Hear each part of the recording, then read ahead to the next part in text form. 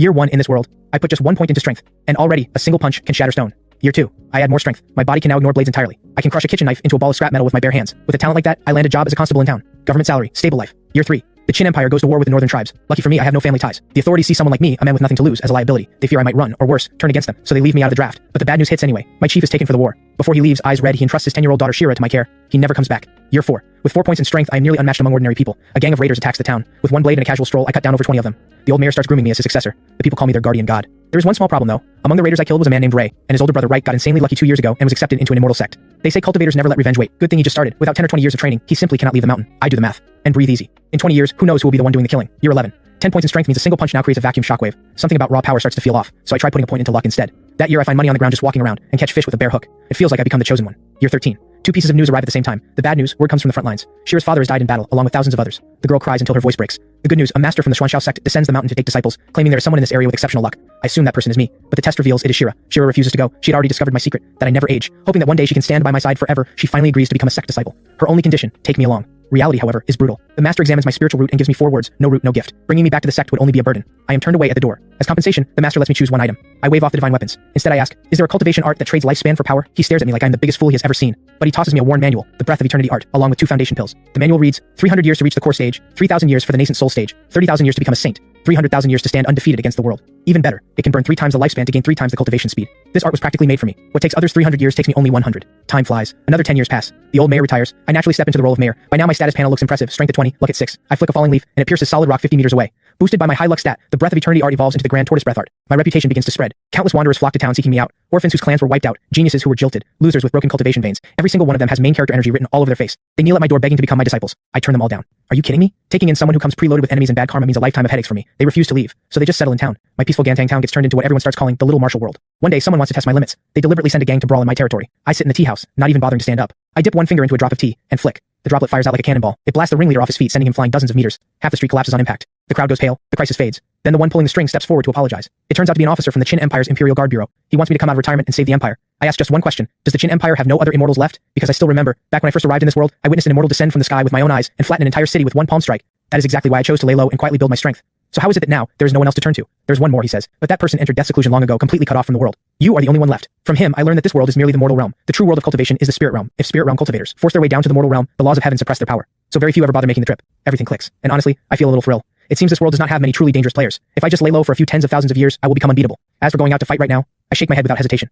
My figure flickers, and I vanish into thin air. War is a different price tag entirely. And way too dangerous. I am not going. End of discussion. A few days pass. For no apparent reason, several desiccated corpses appear in town, their faces twisted in horror. The same thing happened decades ago. I remember it was Master Yun who handled it back then. This time, Master Yun is nowhere to be found. What finally arrives is his corpse in a farewell letter. The letter states clearly, the killer is a massive serpent deep in the mountains, on the verge of transforming into a dragon. It cultivates by draining the life force of humans. I read the letter, then turn to the crowd of onlookers and ask, have you heard the legend of the old man who moved a mountain? That old man is me. That night I enter the mountains alone. Standing before a mountain shaped like a serpent's tail, with 25 points in strength, I slowly raise my right fist. Boom. The earth splits. The entire mountain shatters from a single punch. Amid the rubble, a serpent dozens of meters long lies barely alive. The serpent roars, I only needed 100 more souls to become a dragon. You have destroyed my path to immortality. Are you not afraid of divine punishment? Sorry, I'm not from this world. Whether heaven's laws here apply to me, honestly hard to say. Then one more punch and the serpent demon is dead. To my surprise, with my luck boosting things, I absorb a strand of dragon chi from its body. I now have the ability to kill from a distance. At this point, I estimate my combat power is close to the 8th or 9th level of the foundation stage.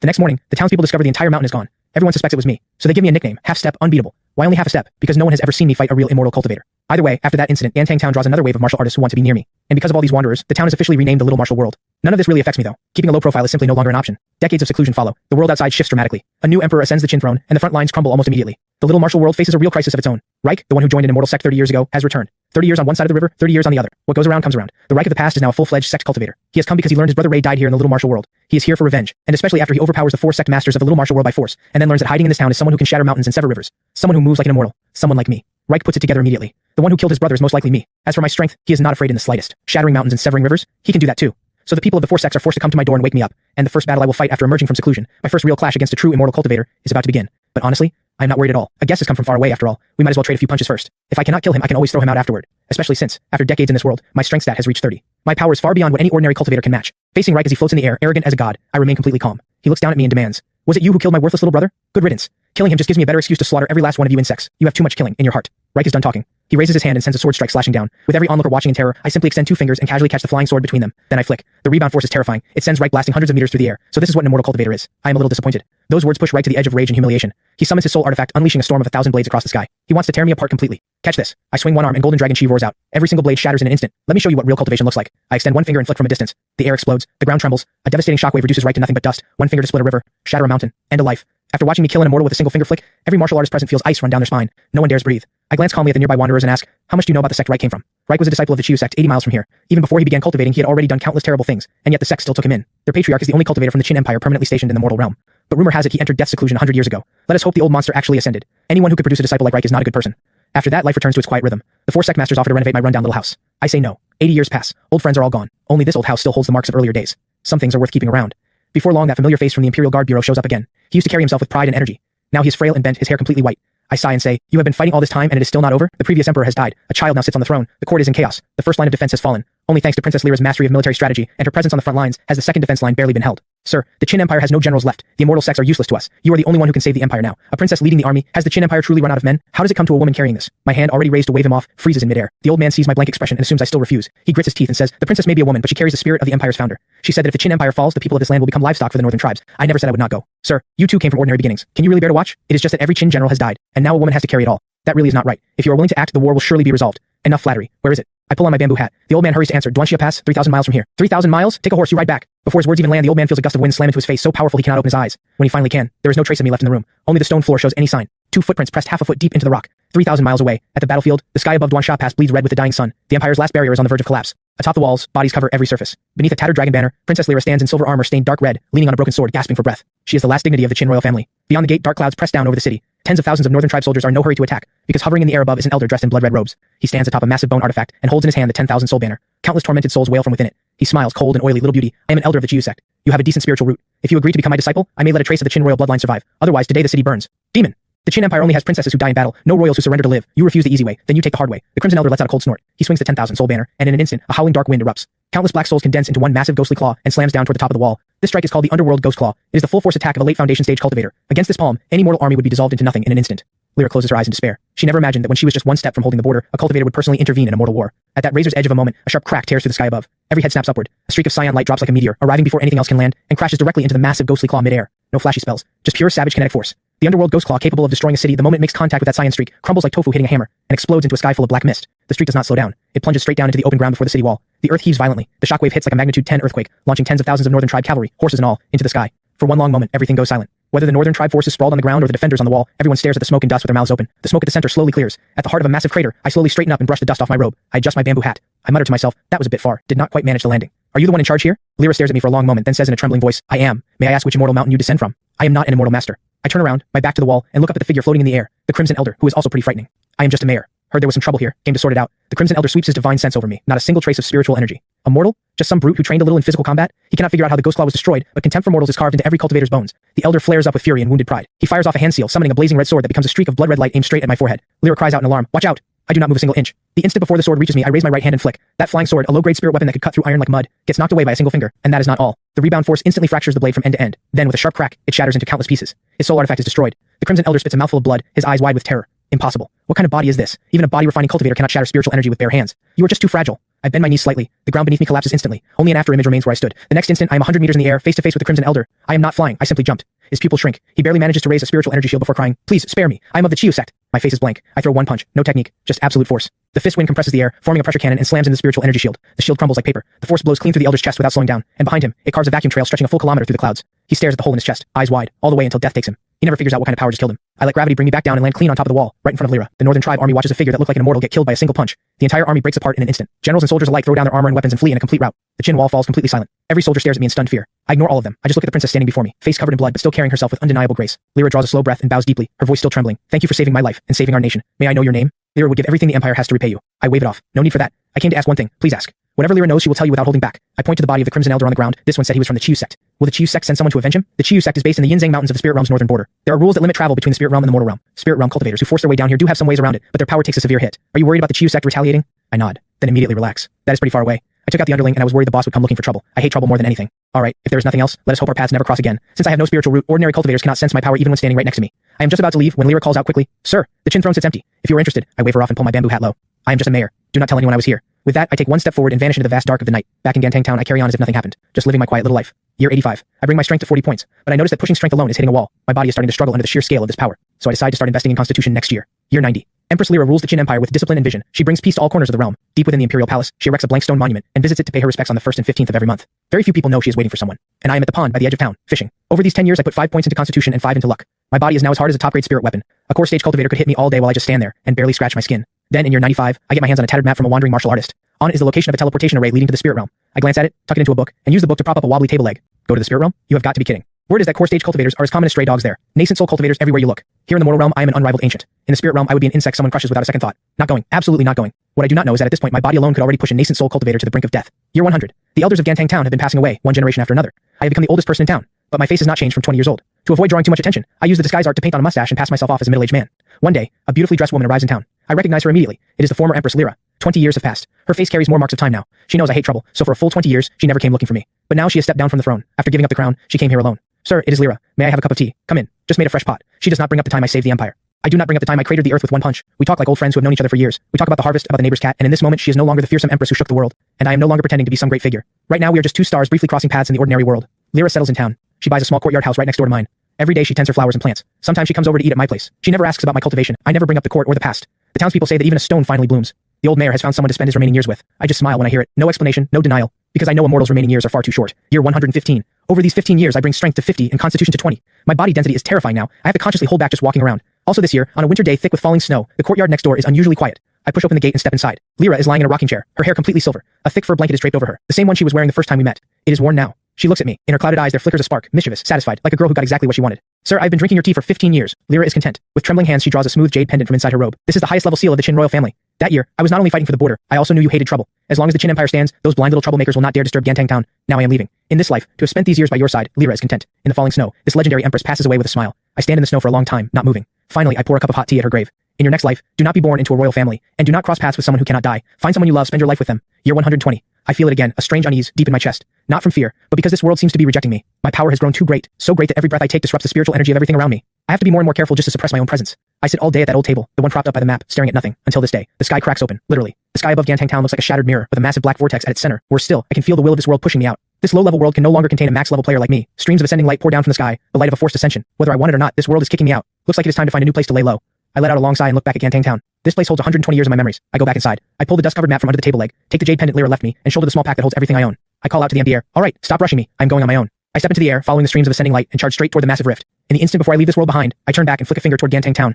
A soft golden light washes over the entire town. It is a blessing forged from 5 points of my luck stat. 100 years of good harvests and peaceful skies for everyone here. Call it my final month's rent, a flash of light. My figure vanishes completely from the mortal realm. The people of Gantang Town drop to their knees and bow their heads to the ground. Tears run down every face. And on the stone monument at the town entrance, words have appeared, no one knows when. Carved into the rock, a guardian lived here. His name, the Ageless One. The world around me shifts and blurs. When I open my eyes again, the spiritual energy here is so thick it nearly suffocates me. This is the spirit realm, the sacred land of all cultivators, and a ruthless arena where only the strong survive. I am standing on a massive ascension platform. Cultivators in robes of every color surround me on all sides, but when they see me, every single one of them freezes. Why does this ascender look so completely ordinary? There is not a single trace of spiritual energy on him. I pretend to look a little nervous, shrinking my neck slightly, and quietly ask, "Excuse me, could someone tell me how to get to the Qiu sect?" At my question, the cultivators around the platform exchange glances. Then they burst out laughing. Ha! The Qiu sect? That is the most feared dark sect in the Yinzhang Mountains of the northern border. A mortal body that has not even reached the Qi gathering stage. That is not how you look for trouble. That is how you beg to die. Probably got into it with a Qiu sect envoy down in the mortal realm and got forcefully launched up here. Poor fool. I ignore the laughter.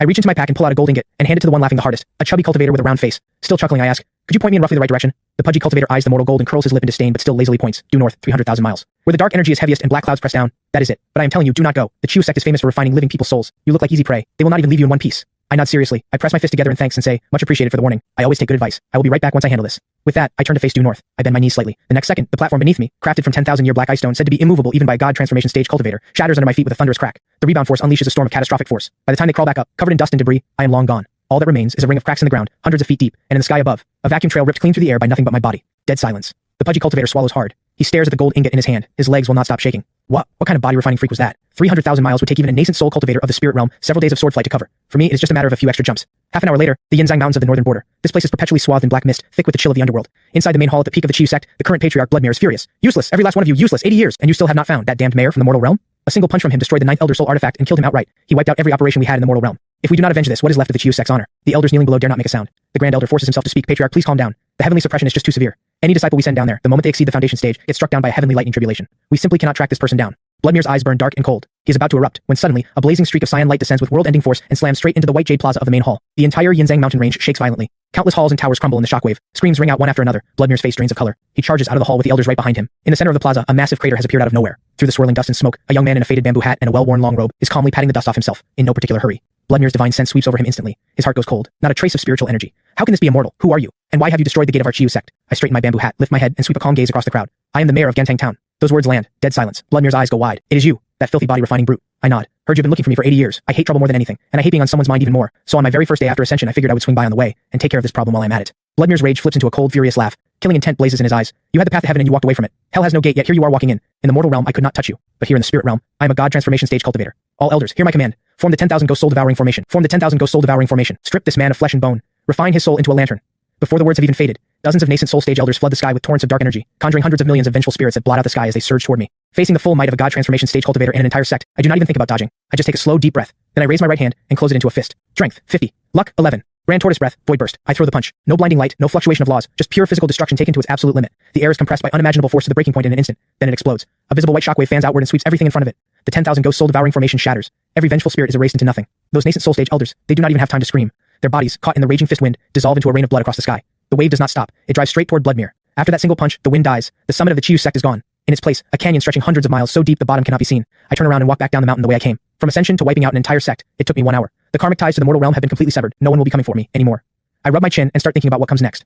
The spiritual energy in the spirit realm is incredibly dense. The grand tortoise breath art should work at double efficiency here. First, I should find a quiet little mortal town nestled in the mountains, and lay low for another 10,000 years or so. Once I get every stat to 10,000 points, I smile to myself, pull my bamboo hat low. By then, I should finally be truly unbeatable. The chaos at the Ascension platform spreads to all 17 nearby cities within half a day. The news of the Chiyu sect's annihilation, 3 days later, sweeps through the entire northern spirit realm like a plague. But no one connects the two events, because no one believes that a mortal who just ascended from the mortal realm could, in the span of a single hour, wipe out a dark sect with 3,000 years of history. I am perfectly satisfied with this. Nobody watching me is exactly the best possible outcome. After leaving the Yinzhang mountains, I deliberately slow down. This is the spirit realm after all, not the mortal realm. In the mortal realm, I could walk sideways if I wanted. Here, I decide to keep my head down and stay humble. I head south, deliberately passing through wherever ordinary mortals live. 7 days later, I arrive at a small place called Fengxiao Town and stop. It sits between a mountain and a river. Spiritual energy is thin, far from any major sect. The town is full of hunters, herb farmers, and traveling merchants. Most importantly, the town is small enough that trouble is rare. I spend 2 taels of silver and buy a rundown house with a small courtyard. I hang Lyra's jade pendant above the bed and use the tattered map to prop up the wobbly table leg again. I realize that no matter where I go, this map is always best used as a table prop. First year after Ascension, I do not add to strength. I put 1 point into spiritual power instead. In an instant, the grand tortoise breath art, which has always turned slowly inside me, ignites like a flame just touched to dry wood.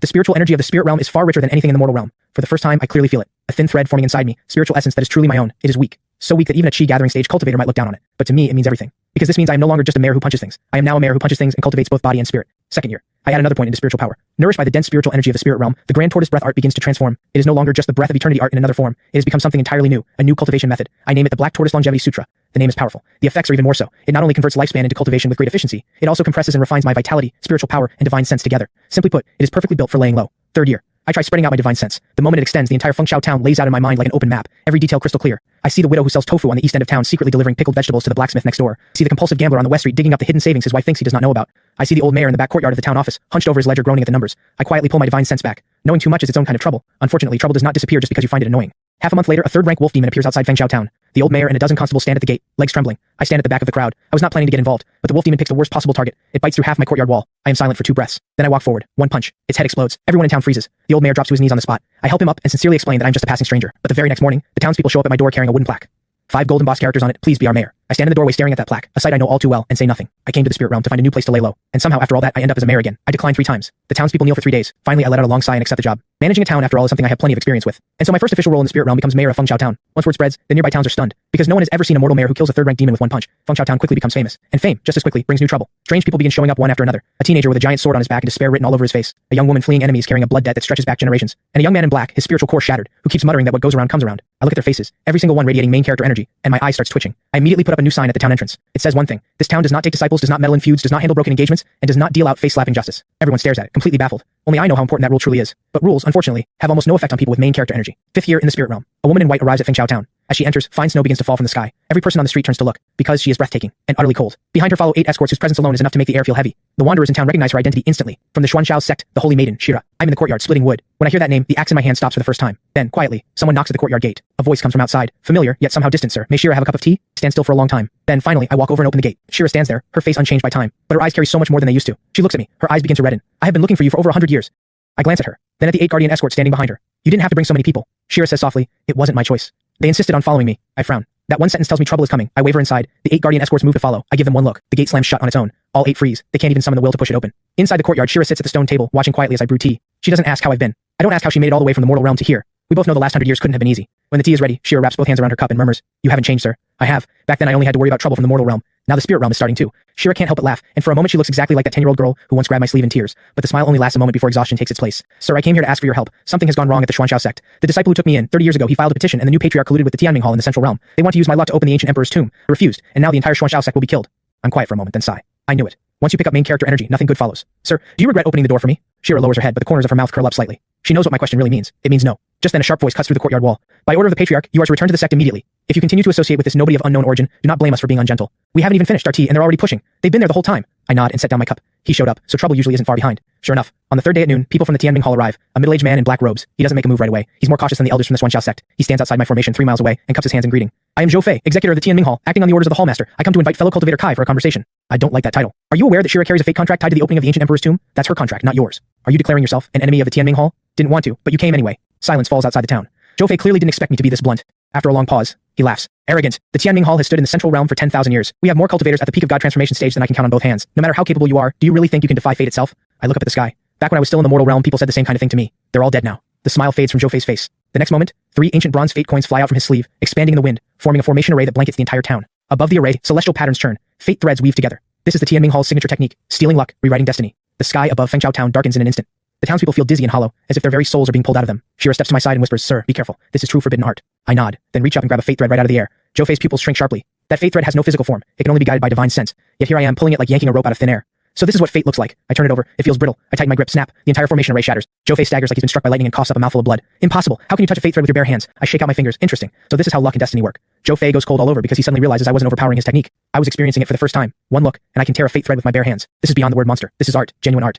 He doesn't dare stay a second longer. He spins around and tries to use an escape technique. I stay seated, don't even stand up, just flick a finger. A pulse of invisible force crosses 3 miles of open sky. Zhou Fei, his body, his soul destiny disc, his soul artifact, all of it detonates in midair, gone without a trace. After that day, Fengchao town goes completely quiet. No one dares come near. Even birds flying overhead take a deliberate detour. I finally get a taste of the peace I've been missing, but I know it won't last. Zhou Fei managed to send word back to the central realm before he died. Sure enough, half a month later, 3 grand divination masters from the Tianming Hall open their divination altars at the same time. They want to read my origins, read my destiny, read the threads of fate between me and Shira. The first grand divination master sees nothing but a blank void, and collapses bleeding from every orifice. The second doesn't even finish saying beyond the boundary before his body explodes into fragments. The third has it worst. He forces his way to Gantang town, finds a stone stele with 5 words carved into it, "An immortal dwells here, no evil may approach." Then he goes mad. The Tianming Hall erupts into chaos. Elder Lin issues a personal decree, the one called Nobilium evil must not be divined, not provoked, not approached. Anyone who disobeys will be expelled. These people finally show some sense. I breathe a little easier. Shira sits across from me, watching me lazily refill the teapot.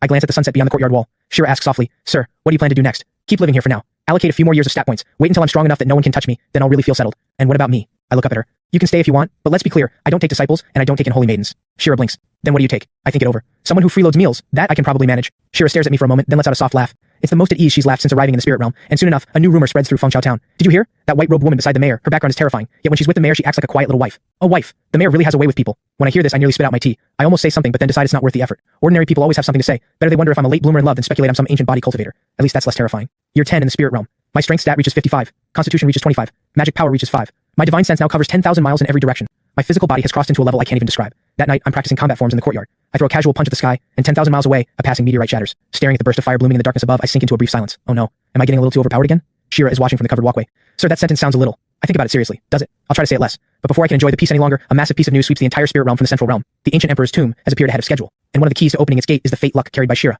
At the same time, the Tianming Hall, the Dahuang Sanctum, the Wanyao Mountain, and the Wuliang Sword Sect, all 4 major powers issue a decree together. Anyone who provides the whereabouts of Shira and Kai will be rewarded with a life force treasure. Anyone who captures both of them will be granted an entire province. The whole spirit realm begins to stir. I stand at the town entrance staring at the bounty notice that's just been posted, silent for a long moment. Then I look over at Shira. "I told you, once you catch main character energy, you're never free of trouble." Shira presses her lips together. "So what do we do?" I reach down and tear the notice off the post, crumple it into a ball, and toss it into the fire basin. The firelight catches the brim of my hat and my expression, a face far too calm for the situation. "What do we do? They want to find us? Then let's make sure they can't." I rise slowly, dust off my sleeve and move without another word. Shira immediately follows. One step forward, the ground explodes into a crater beneath my foot. Shira barely has time to register the blur before the scenery around her has already changed. The 9 realms are vast, for spirit realm cultivators, vast enough that a lifetime might not be enough to cross. For me, it just takes a few jumps. Half an hour later, Shira and I are standing outside the main gate of the Tianming Hall. Mountains rise in every direction, clouds press low overhead, and 99 heaven-reading platforms hang suspended in the sea of clouds above. It genuinely has the air of an immortal sect. The gate is already open. No formation array, no ambush, no killing intent. Just a white-haired old man standing alone at the gate, waiting. Shira glances at him and murmurs, "That's Elder Lin, the hallmaster of the Tianming Hall." I study the old man. He's already easier to look at than Zhou Fei. At least he didn't open with threats. Elder Lin bows deeply. I look at him. "You people are supposed to be the best at reading fate, so if you saw me coming, why didn't you run?" Elder Lin gives a bitter smile. "Because I spent an entire night divining and only learned one thing. No matter how fast I run, I can't outrun your fists." I get straight to the point. "Who put out the bounty?" Elder Lin pauses, then speaks honestly. "The Dahuang Sanctum proposed it. The Wanyao Mountain agreed. The Wuliang Sword Sect nodded along. The Tianming Hall was forced to participate. Everyone believed Shira was the key to opening the tomb. And in reality, Elder Lin lifts his gaze toward me, his expression layered with something hard to name. The status panel doesn't point to her, it points to you. Shira's expression shifts slightly. I'm not particularly surprised. Go on. Elder Lin takes a deep breath. What lies in that tomb is not an emperor, but an immortal who fell from beyond the boundary. Legend says this immortal's death contaminated the entire emperor's burial sea and had to be suppressed by a coalition of spirit realm immortals. The emperor's tomb was built as a shell around it. Now the seal is weakening, and everyone rushes for treasure. But I believe what they'll find is not treasure, but trouble. The moment I hear the word trouble, I sit up straighter. When does the seal break? Tonight at the hour of Z, at the void gate in the emperor's burial sea. I nod. Elder Lin hesitates. Fellow cultivator Kai, tonight will be crowded. The lord of the donghua sanctum, the master of the Wanyao mountain, the leader of the Wuliang sword sect, even several ancient cultivators who've been in seclusion for decades will be there. They may not be your match, but what lies beyond the void gate, even they don't know what it is. That's fine. People don't scare me. Things do. After leaving the Tianming Hall, we don't linger. The Emperor's burial sea lies at the far eastern edge of the central realm, a seamless horizon, perpetually black. By the time we arrive, night has just fallen. The entire sea lies as still as a colossal coffin, and in the center of the sea, suspended in the air, a massive black gate, tens of thousands of feet tall, carved all over with ancient runes no living person can read. All four major powers are already here. To the east, the Tianming Hall, but they're standing far back, clearly here just to watch. To the west, the donghua sanctum, radiating divine energy, holy light flooding the sky. To the south, the Wuliang sword sect, sword energy slashing across the air, splitting the seawater into hundreds of gashes. To the north, the Wanyao mountain, great demons of every kind claiming the sky, their ferocity blotting out the moon. And beyond them, countless rogue cultivators and ancient monsters lurking in the shadows, every last one of them waiting for the gate to open.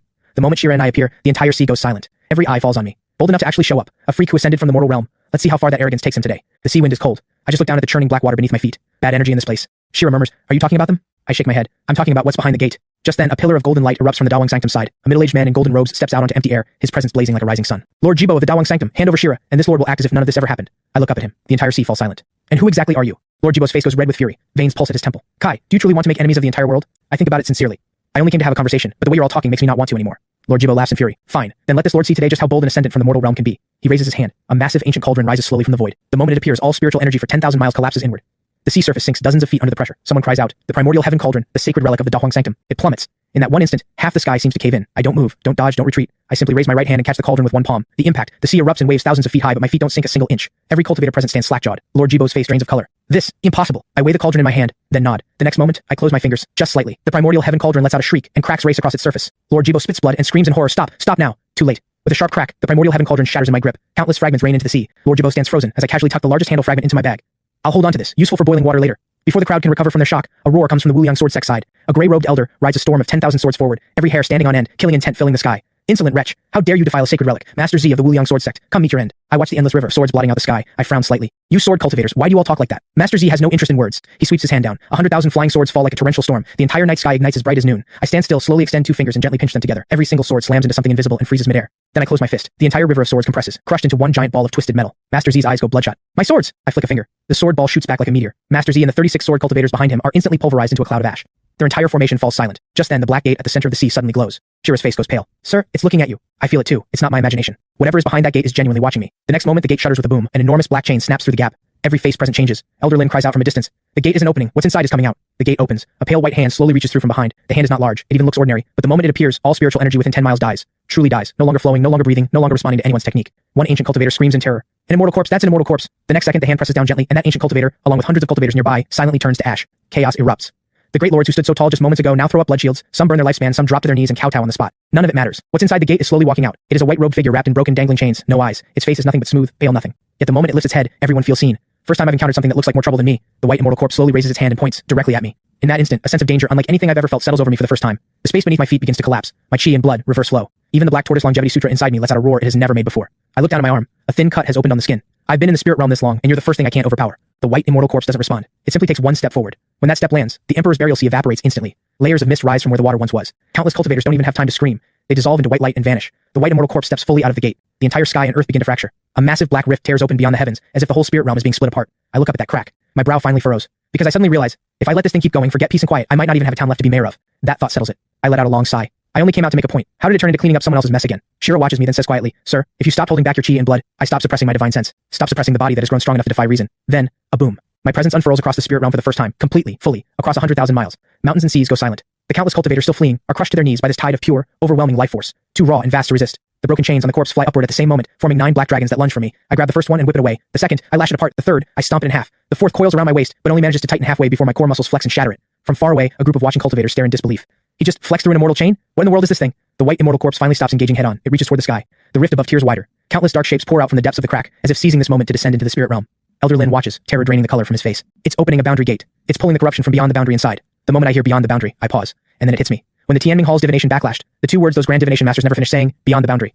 So that's what they meant. The white immortal corpse senses my hesitation. It vanishes and reappears before Shira in an instant, reaching for her forehead. The luck around Shira erupts automatically, forming countless white gold chains to block it, but far too weak against an immortal corpse. My gaze goes cold. You're asking to die. The next moment, I'm gone. No, not gone, just too fast for any eye to follow. When I reappear, I'm standing behind the immortal corpse. My right hand is buried in its chest. The whole world goes quiet again. The white immortal corpse looks slowly down at the hand protruding from its chest. In my hand, a sphere as black as the darkest night. Not a heart of flesh and blood, but a death core, still pulsing. For the first time, my hand burns. The heat of a power far beyond anything I faced scorches my palm, but I don't hesitate. My fingers slam shut. Crack. The black sphere detonates. The white immortal corpse shudders. Everything holding it together begins to collapse, the immortal light draining fast, but it doesn't die immediately. That smooth, featureless face slowly splits open, like a mouth forming. Then, in the most broken, ragged voice, a sound speaks directly inside my mind. So it's you. My pupils contract. You know me. Not you. Someone like you. Then what? Its voice breaks apart, its body beginning to fully dissolve. I press harder. Then what? The white immortal corpse goes silent for one breath, then leaves behind 4 words. Do not ascend. The voice fades. It dissolves into a vast scatter of pale gray light. The rift it tore open seals slowly at the same moment. Color returns to the sky and sea. Everyone who survives stares at me. No cheers, no applause, only a bone-deep awe edged with fear, because they watched a man who calls himself a mayor reach into an immortal corpse and tear out its core. I stand there without speaking. Shira steps to my side. She glances at me carefully. Sir, are you all right? I look down at the pale gray mark still etched into my palm. Not really. Her eyes tighten. Badly hurt? I shake my head. No, the trouble just got bigger. Shira blinks. Of everything going through your head right now, that's what you're thinking about? Just then, a faint light stirs deep within the now open gate. I scan it with my divine sense. My expression shifts slightly. There's something else inside. Shira follows my gaze. Do we go in? I'm quiet for 2 breaths. I didn't want to, but what the immortal corpse said before it died is too hard to ignore, especially those words. Someone like you. Someone like you. So I nod. We go in, take a look, and leave. I step through the gate. Shira follows close behind. What lies beyond is not a tomb, but a ruined gray-white wasteland that collapsed long ago. No spiritual energy here, no trace of time passing at all. Only a crumbling stone hall standing alone at the center of the ruins. Before its entrance, a broken stele. No spirit script, no ancient runes, just handwriting I know. Handwriting I would recognize anywhere. I stop in front of the stele, and for the first time, I'm truly stunned. Shira can't read a single word. She asks softly, Sir, what does it say? I stare at the stele, and read it aloud, word by word. To whoever comes after, if you can read this, then I have already failed. I was like you, from somewhere else. Like you, I grew stronger through time. The upper realm is not a paradise. It is a hunting ground. Ascension is nothing more than lifting a grown fish into a larger net. If you are reading this, it means I failed to tear through that net.